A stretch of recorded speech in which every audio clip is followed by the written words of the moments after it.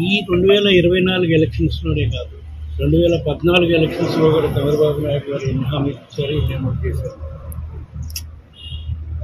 వాళ్ళు చెప్పిన హామీలు అమలు చేసే ఇది చంద్రబాబు నాయుడు గారికి లేదు. ఆ కూటమి ప్రభుత్వంలో వాళ్ళు ప్రశ్నించే ఇది కూడా లేదు. కాకపోతే 2024లో వాళ్ళు సూపర్ సిక్స్ హామీలు అని చెప్పి ప్రజల్ని మభ్యపెట్టి సూపర్ సిక్స్ హామీలు అమలు చేస్తామని చెప్పి ప్రజల్ని మభ్యపెట్టి అధికారంలోకి వచ్చారు. ప్రజలు ఇప్పుడిప్పుడే తెలుసుకునే కార్యక్రమం జరుగుతుంది. ఇంకా రాబోయే రోజుల్లో ఏ విధంగా ప్రజలు ఇబ్బందులు పాలవుతారు. తప్పకుండా మేము వాళ్ళు అమలు చేసినా చేయకపోయినా ప్రజల పక్షాన్ని నిలబడి ప్రజల కష్టాల్లో వాళ్ళకి అండగా నిలబెడుతూ వాళ్ళ పక్షాన్ని నిలబడి పోరాటం చేస్తున్నారు.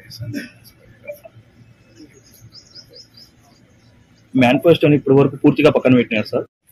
వైఎస్ఆర్ కాంగ్రెస్ పార్టీ ప్రభుత్వంలో టీటీడీకి సామాన్య భక్తులకి మెరుగైన సేవలు అందించడం, దేశవ్యాప్తంగా వెంకటేశ్వర స్వామి వైభవాన్ని కొనసాగించే విధంగా, గొప్పగా కొనసాగించే విధంగా దేవాలయాలు నిర్మాణం చేస్తాం. సుమారుగా 2000 దేవాలయాలు గ్రామాల్లో గిరిజనులు, హరిజనులు నివసించే ప్రాంతాల్లో నిర్మాణం చేశాం. ఎన్నో మార్పులు తీసుకొచ్చాం. ఎందుకంటే తిరుమల కొండపై ప్లాస్టిక్ని బ్యాన్ చేశాం. ప్లాస్టిక్ బాటిల్స్ కానీ ఇవన్నీ కూడా తిరుమల కొండపైన పవిత్రతను కాపాడటానికి ఎన్నో కార్యక్రమాలు చేస్తాం. వీటన్నిటికన్నా ముఖ్యంగా భక్తులకి, సామాన్య భక్తులకి శీఘ్ర దర్శనం చేసే విధంగా కూడా ఏర్పాట్లు చేయడం జరుగుతున్నాయా లేదా అని భక్తులే చెప్పాలి, ప్రజలు చూస్తూ ఉన్నారు. వాటి మీద ఏదైతే చూసుకుంటారు కదా. Please subscribe .news.